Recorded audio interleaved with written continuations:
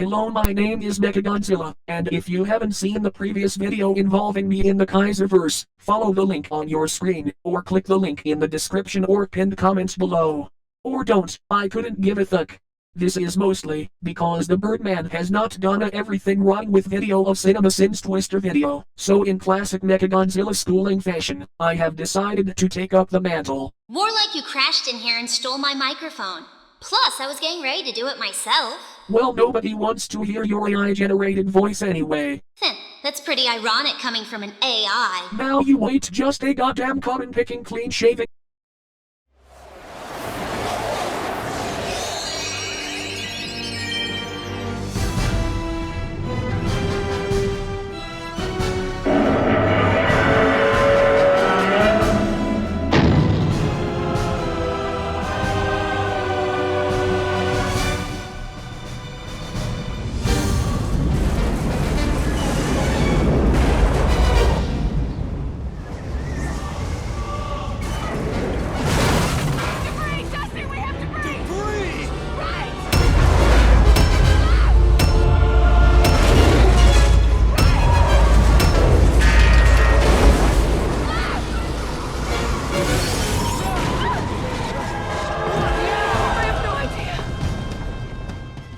Actually, until 1974, the National Weather Service issued tornado alerts, and warnings did not come into play until the Doppler radar system, which was able to spot rotation. While technically correct, the first tornado warning was issued in 1948.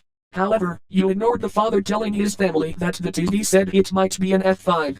This scene takes place in 1969 and the Fujita scale for tornadoes was not introduced until 1971. Yes, I know I am quoting Keizer in another video, but that fact applies here too. Chickens are dicks to people trying to survive tornadoes. Sinning animals for being animals. I was about to add another sin for tornadoes, spelled like this, but after the second instance of the spelling appearing in the video, I decided to look up what the technically correct spelling is for the plural of tornado, and it turns out tornadoes is technically correct, despite tornadoes being more common. Well, at least the dog is safe. Like something from the movie, Sins it anyway. Also, maybe the dad didn't know this would happen, but seems to me he would have been totally okay staying with his family instead of trying to keep the door closed. Once the door blew off, nothing happened to his wife and daughter, or thankfully the dog. While Jeremy is mostly correct, the plot of the film requires Joe's dad to die. The main reason she gets into storm chasing is because of her dad's death. Sector scan west, northwest, look at mid-levels for rotation and increase the PRF. Weather Technobabble. This, Weather Technobabble, is the film showing the audience how storm chasing works. These are professional meteorologists doing their job, not some amateur storm chasers pretending to be such. Hard to believe, but this guy's gonna be a respected actor in a couple years. This is not really a sin. Jeremy states the obvious cliché. NSSL says they've never seen anything like it. National Severe Storm Laboratory issues never seen anything like it warnings. What Joe is saying is that the NSSL has not seen severe weather like what is going to be shown in the film. It's even stated at the beginning by a member of the NSSL themselves. Cap's already starting to break. All the models are forecasting lifted indices from -6 to -10. You know, if these cells keep building like this, there could be a record outbreak of tornadoes. This is what happens when you don't pay attention to the films you watch. I wanted to do a Lost joke here, but I also wanted to do a mom sex spanking the monkey reference here.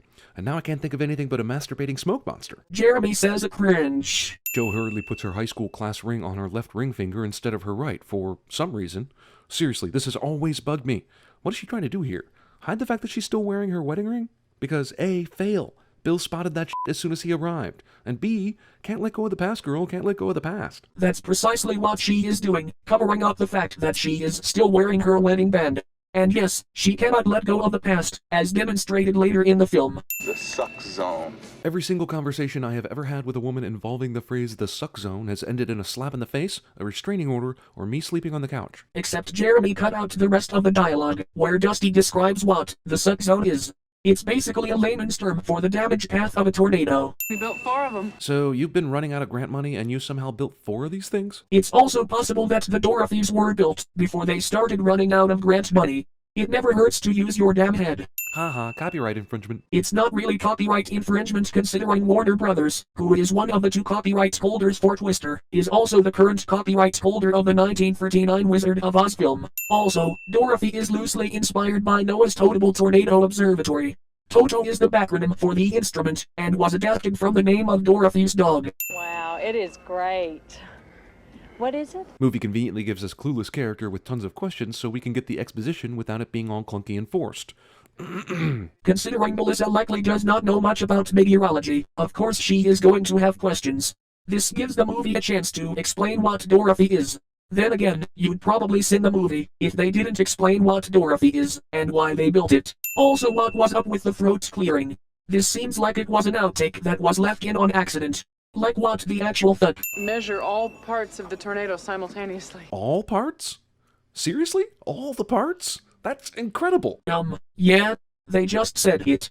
Do you need us to repeat everything they just said? If we knew how a tornado really worked, we could design an advanced warning system. Movie tries to add importance to its tornadoes cause massive destruction plot by giving these storm chasers a device that justifies their dangerous work, and we won't miss out on flying cows. Again, Dorothy is loosely based on Noah's Toadable Tour. You know what? I'm not repeating myself twice. If we can get this new information, we can increase warning time to 15 minutes. You just said no one knows what's going on inside a tornado, and your machine will provide the first ever data about the inside of a tornado. And yet you are already able to calculate the time savings on tornado warnings from said untested machine? Of course not. It doesn't help that you cut out the parts where Bill was explaining how the aforementioned sensors would send information regarding everything about the tornado they would be inside. I can't believe you actually did it. Yeah, amazing, considering that it seems to be a fairly simple device if you have the know-how, and you obviously had way more money to do it when Bill was around. Sigh. I'm not repeating myself about Toto again. And of course they had more money when Bill was around. How do you get it in the tornado? Well, you got to get in front of the tornado and put it in the damage path. I'm trying to figure out the best way to say, I want to punch Bill Paxton in the face every time he says something, but it always comes out too mean. I'm trying to figure out the best way to say, I want to kick Jeremy Scott in the dick every time he says something, but it always comes out too mean. Also, wanting to punch the extreme in the face. That's worth these many sins.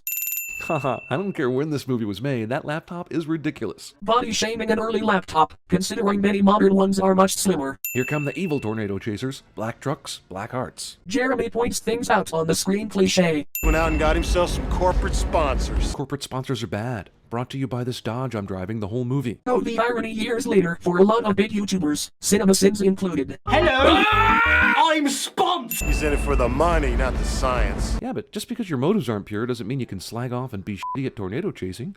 It's like if you're the running back Chris Johnson, right?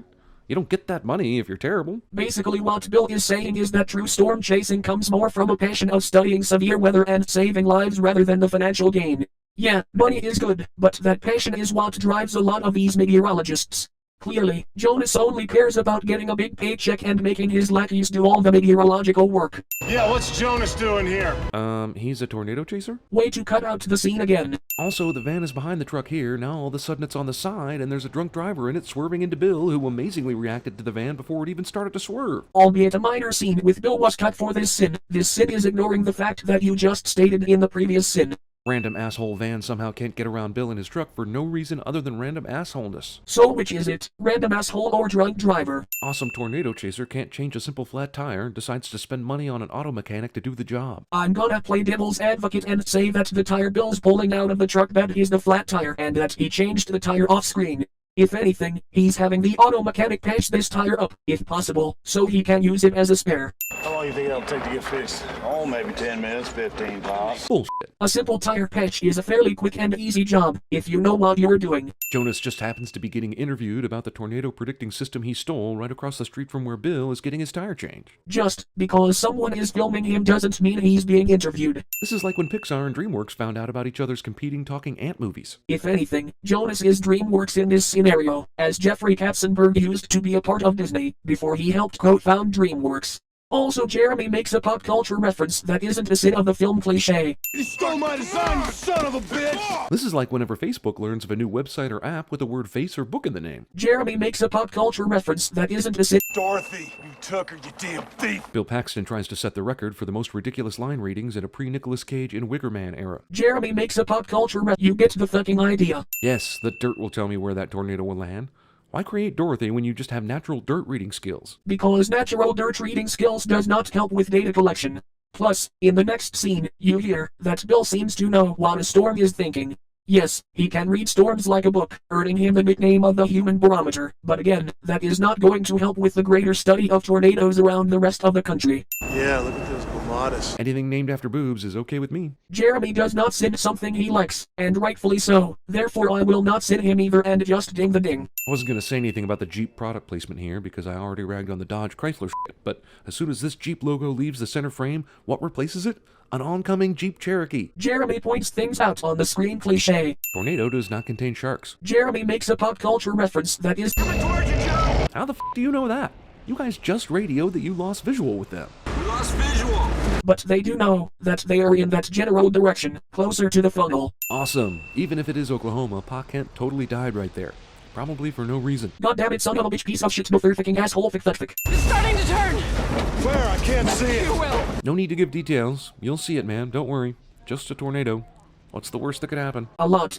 And barring the sarcasm, it helps to have a second set of eyes in this situation. With 30 yards of standing water, this truck definitely hits the bridge with too much velocity. I mean, in all fairness, he was trying to brake, which you did not show. At this point, if the brakes did work, he'd practically be hydroplaning in the muddy puddles. Isn't that the point? Aren't you supposed to get in the damage path to drop your Dorothy? If Bill doesn't make the wrong call here, this movie's a brisk 35 minutes and everyone's happy. Yes. To drop Dorothy. They had very little time to even do that, and even if they could, they had no way to get out of the ditch to escape the oncoming Twister. With that thought in mind though, I would blame this bridge for being super convenient, but we all know that overpasses are horrible places to be for tornadoes, and these tornado experts should know that. this is correct. You would have to have a brain as smooth as a koala's to think any kind of bridge is safe from a tornado. If anything, they should have at least tried to crawl out of the ditch and lay on a flat surface. Anything but a fucking bridge. Is it possible for her to have driven around this yellow truck and still ended up in this position? Yes. There's your pal! Because Bill had no idea that all those black vehicles he was passing were part of this dude's entourage. Joe is clearly being sarcastic regarding the animosity between Bill and Jonas. What are you, Keizer's mother, or hell even Keizer himself? I'm telling you those Jirachi cannot read sarcasm sometimes. Where is Bill's team right now? Despite not being shown, they are obviously farther behind. Besides, there was a scene showing Bill flooring the gas, so it's likely it took his team a while to catch up to him. It's gonna shift its track. Bill could simply teach a course on how to find and follow tornadoes, and there would be no need for any Dorothy ever. Except Bill is a human barometer. Not everyone is gifted with the ability to read the weather.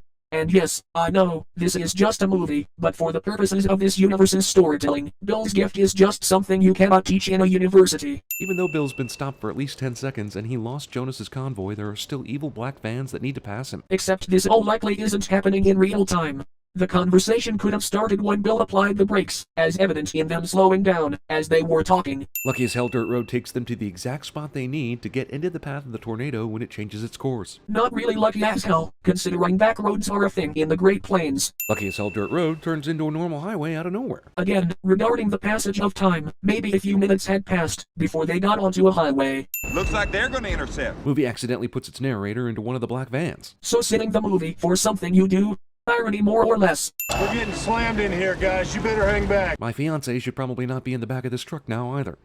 Why did they take her on a tornado chase again? There is a simple answer to your question. I'll get the papers signed and see you tonight, okay? No! You know what, honey? I find this kind of interesting. I'm gonna tag along. You know why this truck didn't get destroyed and our heroes didn't get killed after getting hit by 2 tornadoes at once? Because Dodge ran. That's why. These are actually water spouts, and fairly weak ones at that, hence why the truck is still in one piece. Hey! We're absolutely not going. This is the second time this movie has found that gag funny. Hey, as long as it works. Look, I could point out that Bill came out with 2 buttons undone, and now here there are 3, but that would be extremely nitpicky. What I really want to say is, button your shirt, asshole, you're at the dinner table. I mean, it's a continuity error, so what's stopping you? Also, Jeremy yells at the screen cliche. I just want you to know that this song in this movie officially ended Van Halen. Not saying that's a good or bad thing, I'm just saying that's what happened. But still not a sin of the movie. Anyway, it was actually the main cause of the departure of Sammy Hagar, the lead singer on Van Halen at the time, although he did return in 2003 for a few years. Even though this video was made in 2014, it should also be noted that the band did officially disband in 2020 following the death of Eddie Van Halen. We're gonna have to get off of this road. This is no time to guess, I'm not guessing. First off, Joe, you should know that this asshole never guesses. He's always right. Second off, this guy is always right. First off, you should know to not call the extreme an asshole. Only Evil Bill is an asshole. Second off, it's not that he's always right. He's a man with the unnatural ability to read the weather. If he tells you to do something to benefit your meteorological entourage, you do it. And lastly, Jeremy yells at the screen cliche. It's coming right at us. You see it? No. This tornado hides better than 1998 Godzilla. Okay, I'll give him that one. I like Godzilla 1998, but that was kind of funny. Time for deployment, guys. Let's do it. Hey, so if she's gonna use that to talk to the team, why did we need that sexy Bill has to wire her up scene a few moments ago? To set up a later part of the scene where Joe and Bill argue near the base of the hill. I see that the utility poles from the movie Volcano went to this movie's school of inconveniencing the protagonist. Well, this movie came out 1 year before Volcano, so it would be the other way around. Also, Jeremy makes a pop culture You've never seen him miss this house and miss that house and come after you. Technically, you haven't either. You were busy saving your dog and looking into the skylight when your dad was trying to hold the cellar door down. That's not what she's saying. Joe's issue stems from the trauma of losing her father to a tornado, and because of this she believes that tornadoes purposefully direct themselves at humans. Joe and Bill are arguing and are apparently completely safe despite having just driven 100 yards backwards from the sudden tornado, which is apparently gone, I guess. I don't know. Jeremy points things out on the screen cliche. You can't explain it. You can't predict it. You can! That is not what Bill is saying. Considering your scene manipulation, he's saying that you cannot expect things to go your way all the time. C'est la vie. Sorry he died, but it was a long time ago. Man, this movie really leans heavily on the people overhear something on the radio or hot mic gimmick. And wouldn't she have to be pressing down on the talk button this entire conversation? She's using a hands-free mic, as you clearly could see. It does not require her to have to make any input. Way better movie begins showing, but does not end Twister. Jeremy sends something he likes cliche. Ooh, it's a double feature of The Shining and Psycho. Man, that's gotta be one of the most dialogue-free double features ever. This screen only shows iconic images from The Shining. Jeremy points things out on the screen cliche electric boogaloo.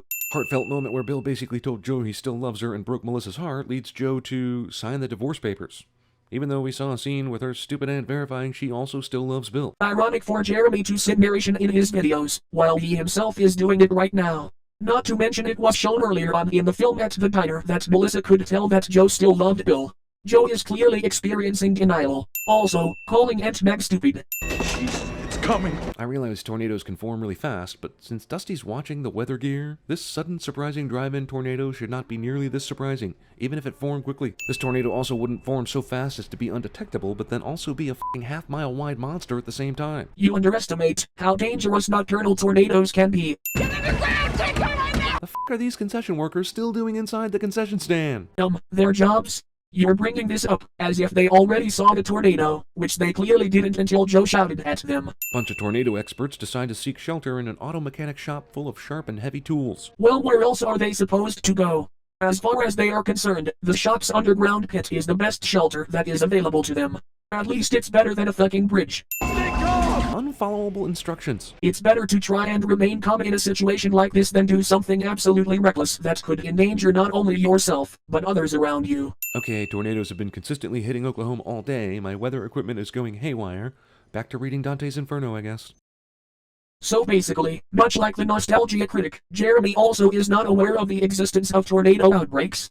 Does he not realize that there was one in 2011, 3 years, before he made this video? As of the writing of this video, one just occurred in May 2024. It looks to hit Wakita head on. Which double sucks because Joe's aunt lives there.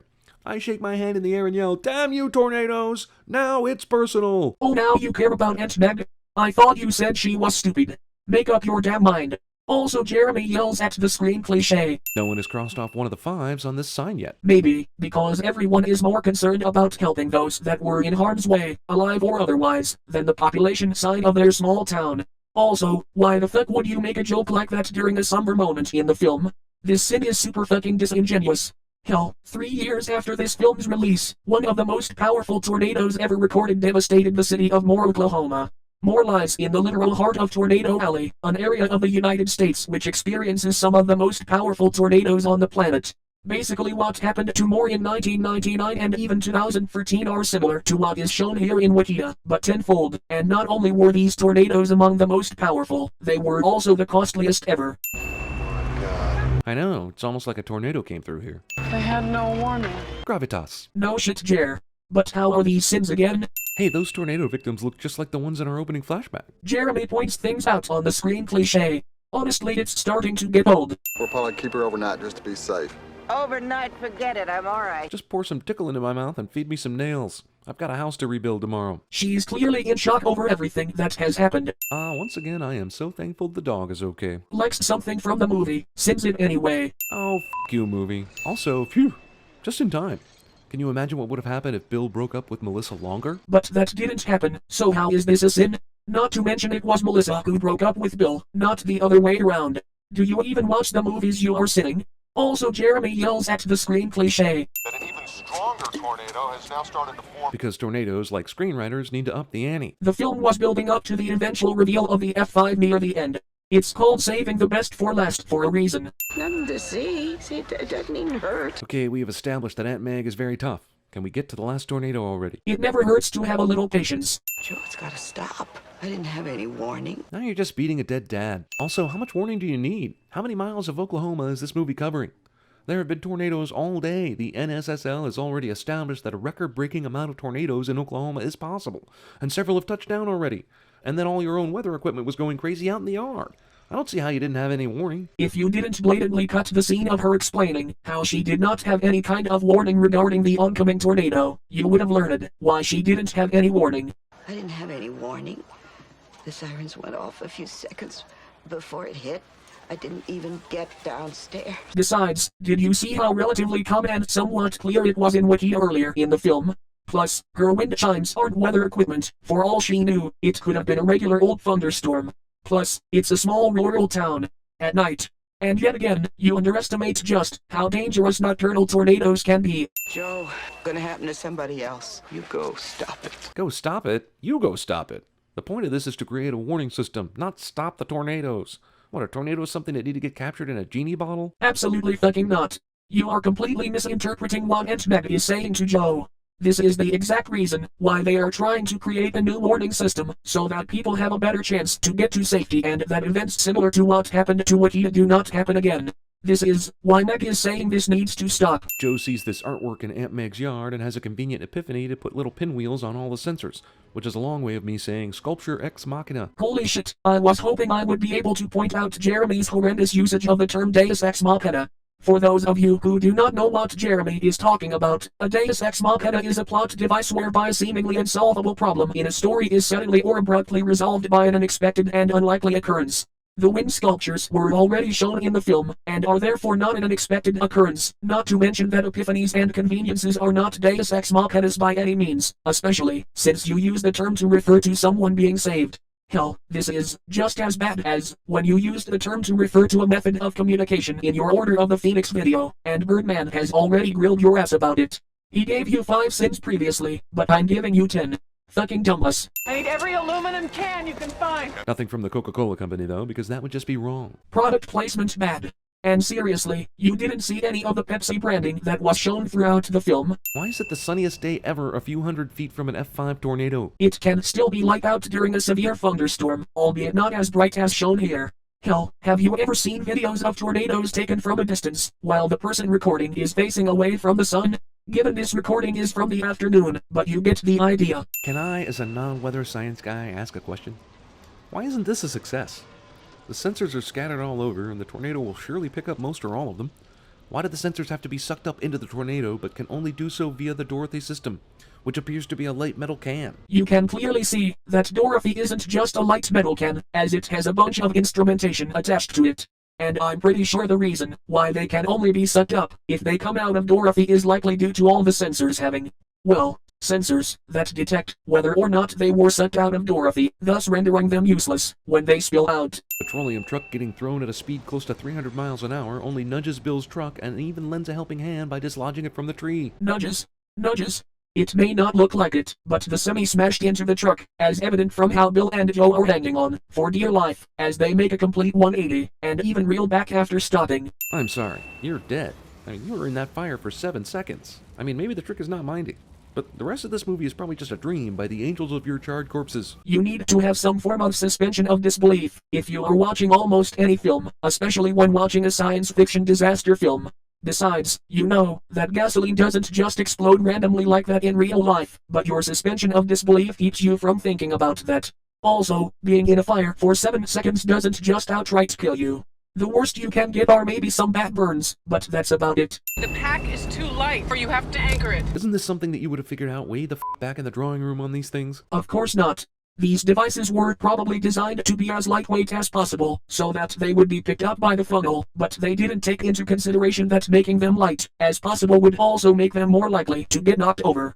This is also another, albeit likely indirect, reference to Toto, which had a center of gravity which was too high for extreme wind, and fell down, as it was sideswiped by the edge of a weak tornado. When I want your opinion, I'll give it to you. An audible sigh? What for? Villainous ignorance. My die, that's in almost every movie ever. There's nothing we could do. Yes, there is. Do you have a cure for getting exploded? Clearly that is not what he was referring to, considering your scene manipulation.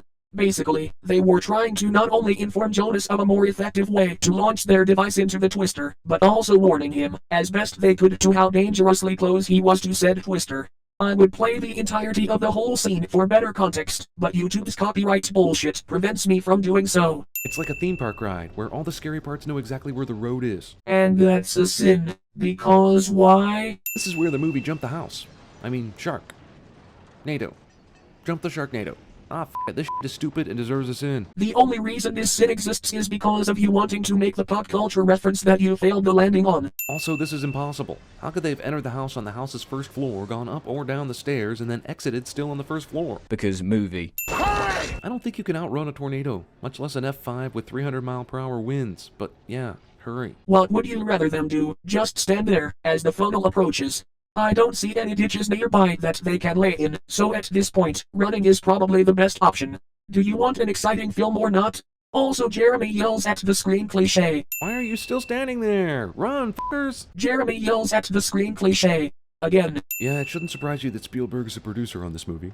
He also tried to sell that refrigerators will save you during a nuclear blast lie, too. Yeah, but how is Steven Spielberg being a producer of Twister a sin of the movie, especially since he brought us classics like Jurassic Park, despite how I feel about that film, and Jaws? Also, that's a sin for Indiana Jones and the Kingdom of the Crystal Skull, not this movie. Magic tornado completely dissipates instantly after our hero survived its carnage. I mean, some tornadoes don't last that long to begin with anyway. Plus the passage of time from when the twister touched down to currently isn't explicitly stated in the film. Oh good, the tornado spared her dad, so we won't have to see Twister 2. Bill cops a feel. Jeremy points things out on the screen cliché. Literally. Well, look at that. Didn't take the house. Yeah, that tornado sure was generous. Or maybe it's because the house was not in the damage path of the tornado. You're doing the analysis. I'm running the lab. Horrible couple realizes they can only love each other while being in tornadoes. I can name a much worse couple pairing that people still ship partially, if not mostly, no thanks to 2016's Suicide Squad. Plus, despite sharing a common interest in severe weather, the two clearly still had a bit of a spark for one another throughout the film. I guess Joe and Bill have homie beacons on or something? I mean, with a mile-wide F5 tornado, I have no other explanation for how they could possibly have arrived at this exact spot 30 seconds after the twister hit. It can be inferred that the last thing the team knew was that the two were near, where the tornado was the last time they were in contact, so logically it would make sense to check near the damage path. And no one ever died from a tornado again. Wait. Okay, I laughed.